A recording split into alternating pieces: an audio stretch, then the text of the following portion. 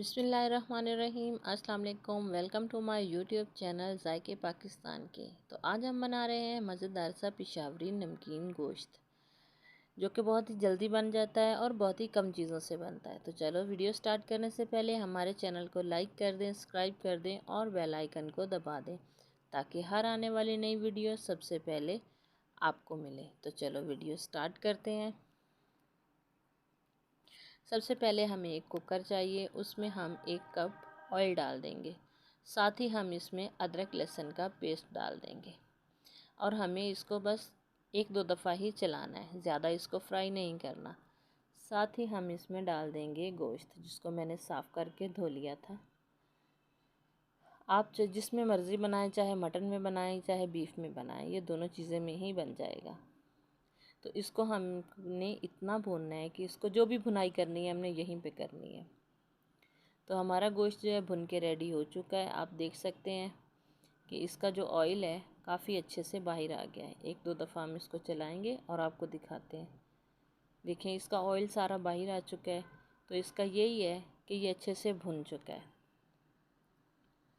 अब हम इसमें शामिल करेंगे प्याज, टमाटर और लहसुन। 1 प्याज था, 2 टमाटर जिसके मैंने छिलके निकाल दिए थे, क्योंकि इसके छिलके ही निकालने हैं।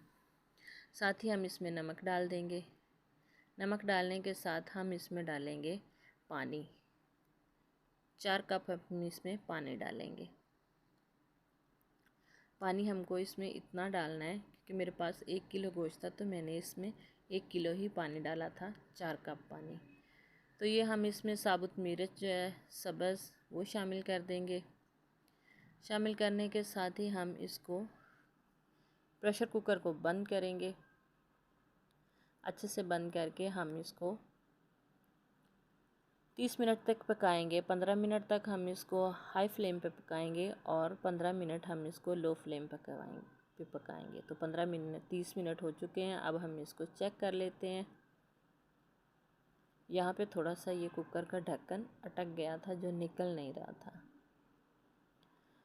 तो देखिए, हमारा माशाल्लाह जो गोश्त है एकदम रेडी हो चुका है। अब जो ये इसके अंदर इसका सूप है, बस यही हमको खुश करना है, इसकी भुनाई नहीं करनी। तो ये इसका सूप भी खुश्क हो चुका है। आप देख सकते हैं माशाल्लाह कितना प्यारी रेडी हो गया और इसकी खुशबू बहुत प्यारी आ रही है।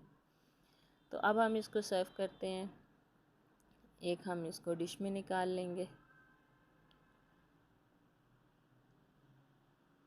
बस यही छोटी छोटी बातें हैं, अगर हम इसका ख्याल रखें तो नमकीन गोश्त बहुत ही अच्छा बन के रेडी होगा। तो मैंने इसको चावलों के साथ सर्व किया था। साथ ही हम इसके ऊपर डाल देंगे धनिया। इसमें गरम मसाला नहीं डालना। हाँ, अगर आपको इसमें काली मिर्च डालनी हो तो आप वो डाल सकते हैं। तो मैंने इसको चावलों के साथ सर्व किया था। आप इसको ऐसे ही खा सकते हैं। वैसे ऐसे ही खाया जाता है, ना तो ये रोटी के साथ और ना ही नान के साथ। इसको ऐसे ही सर्व किया जाता है। तो मैं आपको बोटी तोड़ के दिखा सकती हूँ। बिल्कुल रेशम की तरह बनी है और हमें इतनी ही इसको पकाना है। अगर वीडियो अच्छी लगी हो तो हमारे चैनल को लाइक कर दें और दोस्तों और फैमिली के साथ शेयर कर दें, ताकि हर आने वाली नई वीडियो सबसे पहले आप तक मिले। तो नई वीडियो तक हमें दीजिए इजाज़त। अल्लाह हाफिज़। अस्सलाम वालेकुम।